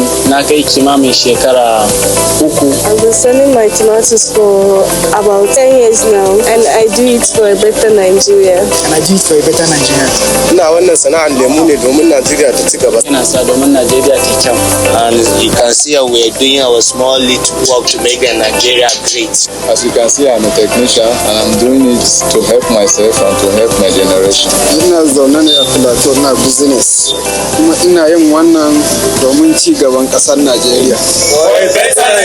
This message is from the National Orientation Agency. Una don't hear say them they rape about 35% of them girl picking, and even them women safe. Some of them, they even die in the process. Emotional trauma, uncle, they make some of them be like, say, they don't do this one again, they don't go, but they live like ghosts. Some of them, shame don't kuku make them go kill themselves. It's not good, though. This not be our culture. It not fit be the African way. Well, we can't allow this kind of yet enjoy body with us, so they loud where.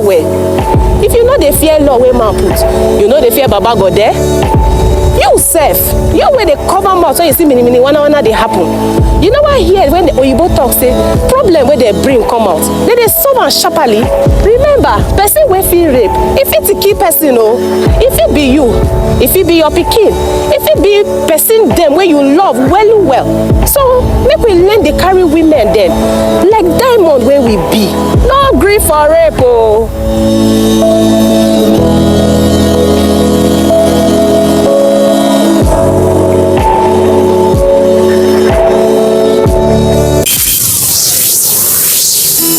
New edition of TV Guide is out with special focus on the game changer, His Excellency Governor Abdullahi Sule of Nasarawa State. Broadcasting in a digital economy, Maxwell Logo gives an insight. This edition also features Nancy Naji of AIT, a name synonymous with business.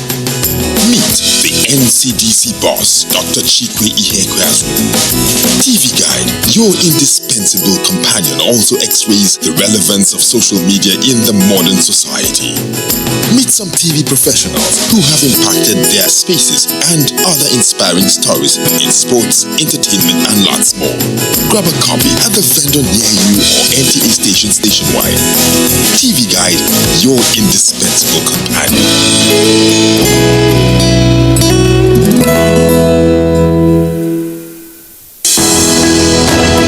Dialogue, empathy, love, and unity. These are vital components of nation building.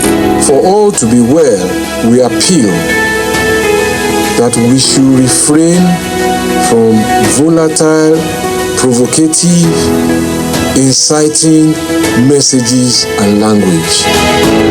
Let's build and not destroy.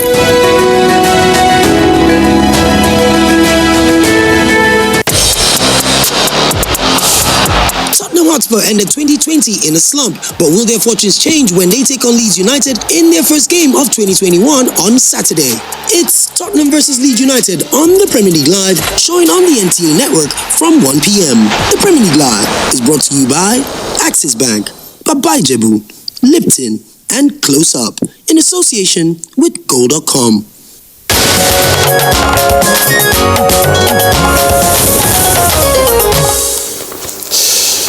Welcome back. You're watching Good Morning Nigeria, and we're reaching you from the NTA. We're discussing weather review in 2020 and looking at some aspects of the year that really took place. And we started talking about the judiciary here much earlier, and then we really want to continue with that, at least on certain notes. Claire, you have something to say? Yes, I wanted to ask, I would like to ask Professor Adeni, because the federal government has been consistent with its fight against corruption. And this is one of the strong, benchmarks for this administration. And I'm wondering how much has the judiciary helped in this fight?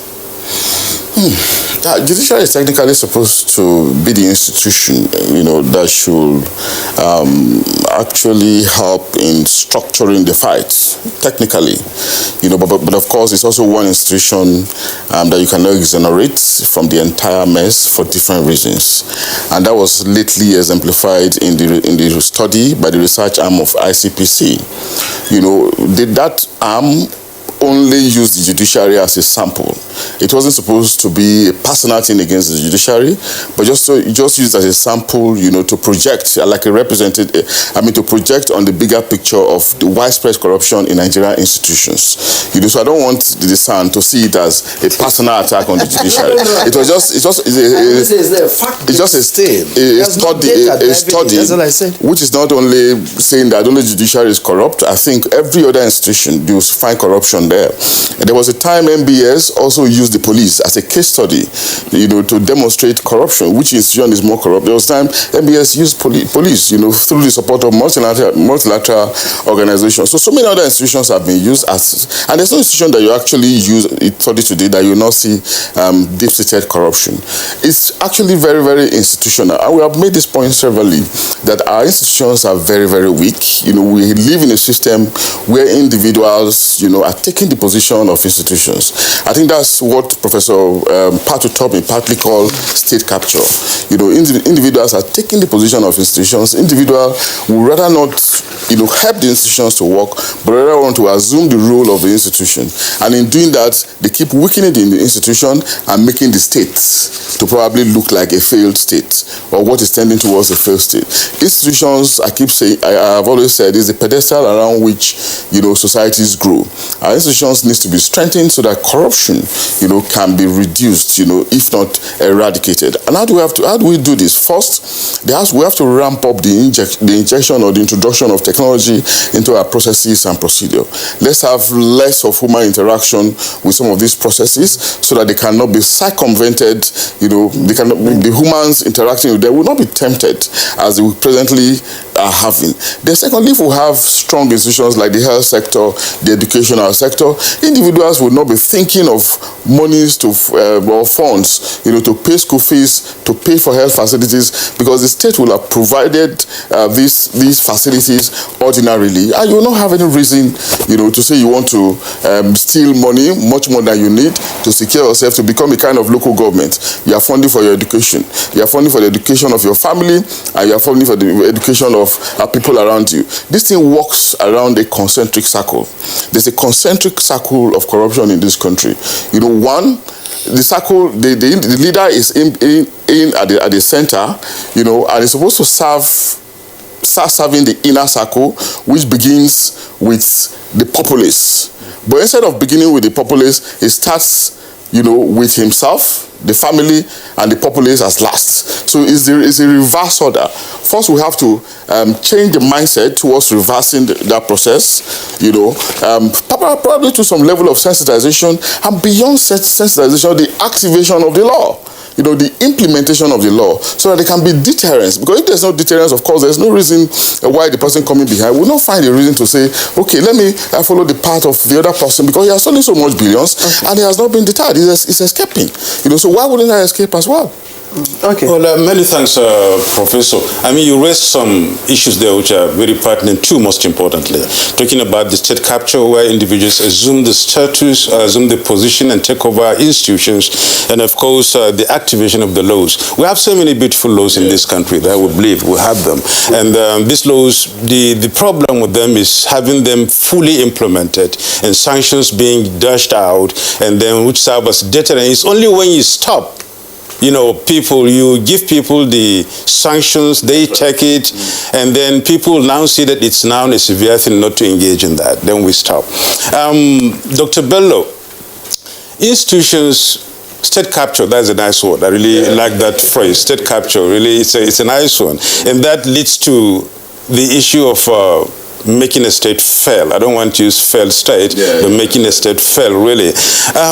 Do you see us, moving towards that, going forward, as we look into the future in trying to make Nigeria better? Because I'm hinging this on this very, assumption on the fact that the president said in his broadcast when we marked 60 years that we should set aside all differences and work for Nigeria and make it a better place. Thank you very much. Going back to the discourse on institution, whenever we infer from United States, people say, oh, they've been practicing democracy for 200 years or more than that. You see, it's all about the personality or the individual at the end of affairs.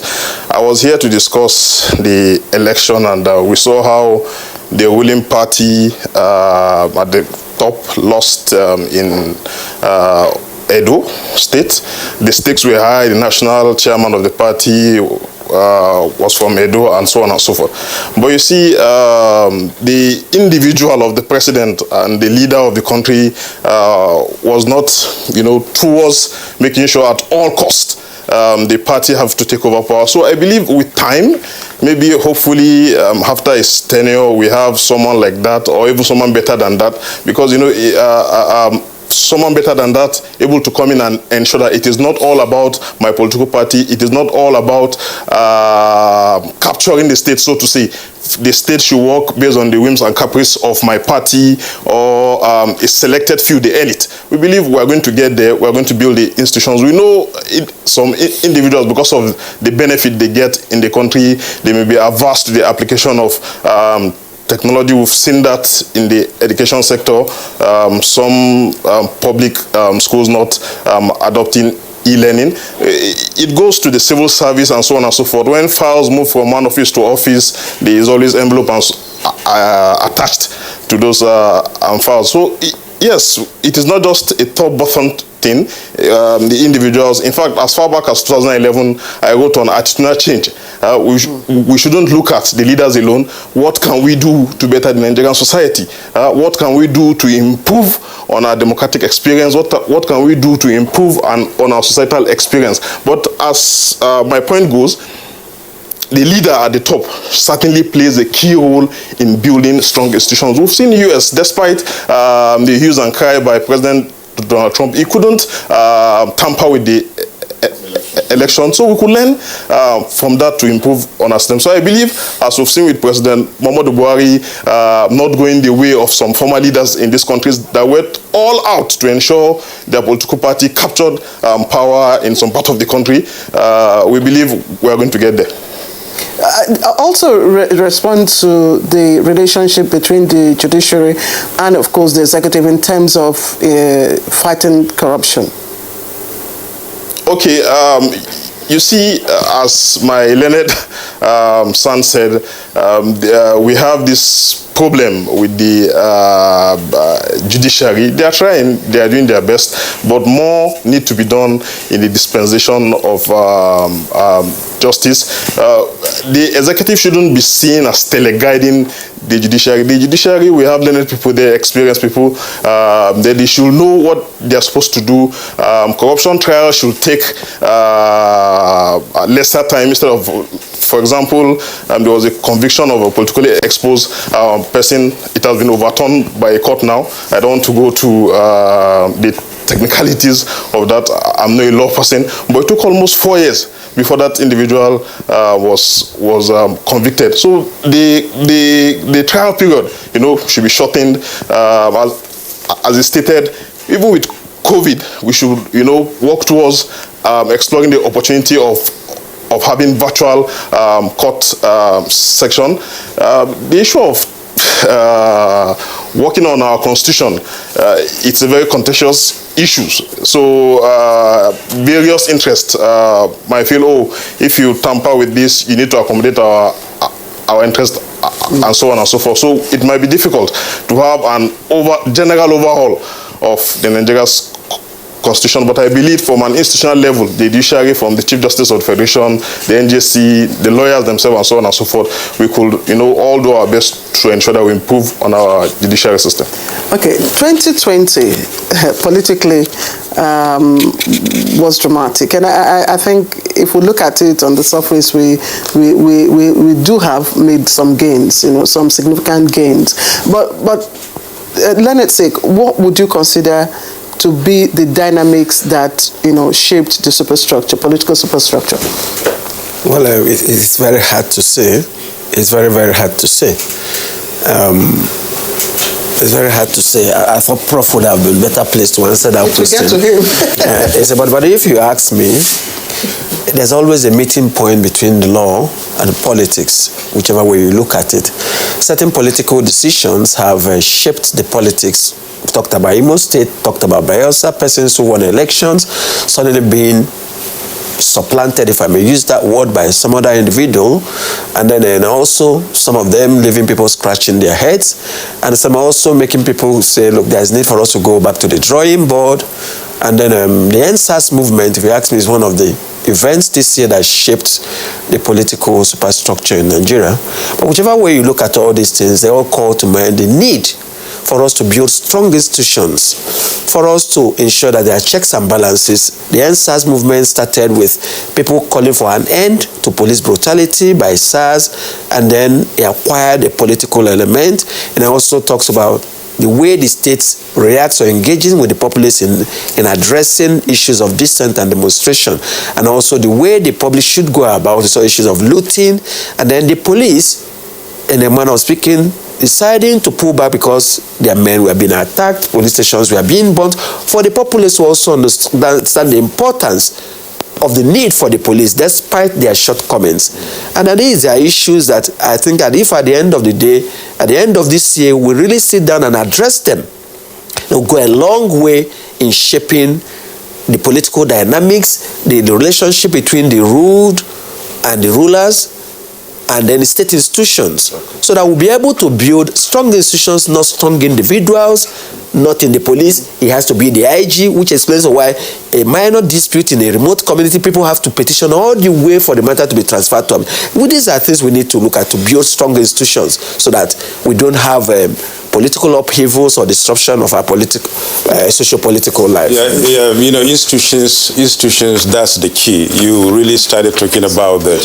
And looking ahead, we really want to have your views, final thoughts on these institutions, because once you can get the institutions right in place, strong enough, then I think we're almost 70% through with the problems. But before we do that, let's go through the tweets Nigerians have been speaking about, what we've been doing here this morning.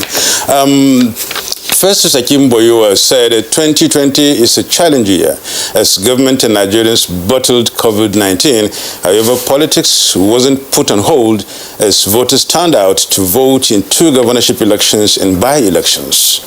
The NSAS protests and the destruction caused by its hijackers have huge consequences for our politics. What he says.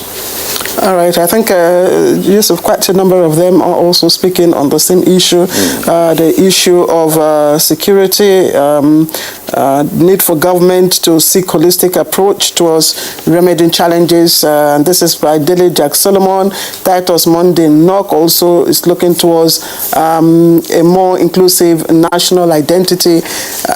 Comrade Ngala is also talking about, having, to reduce the number of political parties to, 2 or 3 come 2023 general election. So most of the tweets we're talking about, except, of course, I'd like to take this one by Mutana Farouk.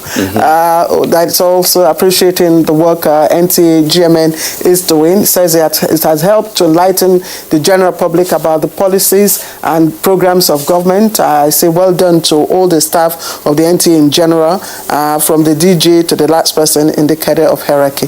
We appreciate you, Mutana Farouk. Okay, now as we round up this program, let's get the final thoughts of gentlemen here and then see what we can get out of it. We're looking towards 2021, started by saying the institutions have to be strengthened. In a nutshell, maybe 60 seconds. How do we get these institutions strengthened? Well, we're making progress through the improvements in INEC, one area, and I think going into 2021, there will be progress. We expect further improvement with the Anambra election coming up.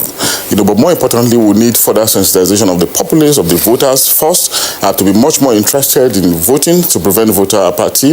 And secondly, for them to understand that voting is their power, for them to determine value, the kind of value they will get, from the person that will come into government, which means that, the consciousness around materialism should be reduced, because it means that if you are conscious about value, about material things, you're not looking at the future. So that has to be ingrained in our body policy. Dr. Bello. Thank you. As I stated earlier, we need attitudinal change. It shouldn't just be about what the state can do for you. You should also look at how you could contribute towards a better Nigeria in 2021.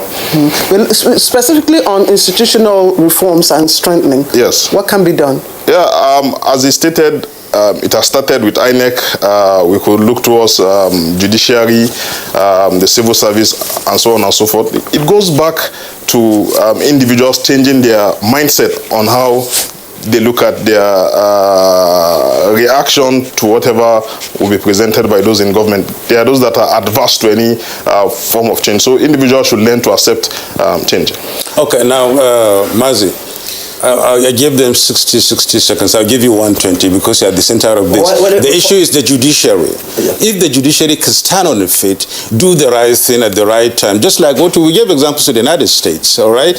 When we do that, at least we'll be able to at least deter people from doing it. Well, I say that blaming the judiciary may be losing sight of some of the issues. I always say the judiciary is the end point. So if the investigation is not well carried, the prosecution is not well carried, witnesses fail to testify, cases are not conducted well, you can't blame the judiciary, persons are acquitted.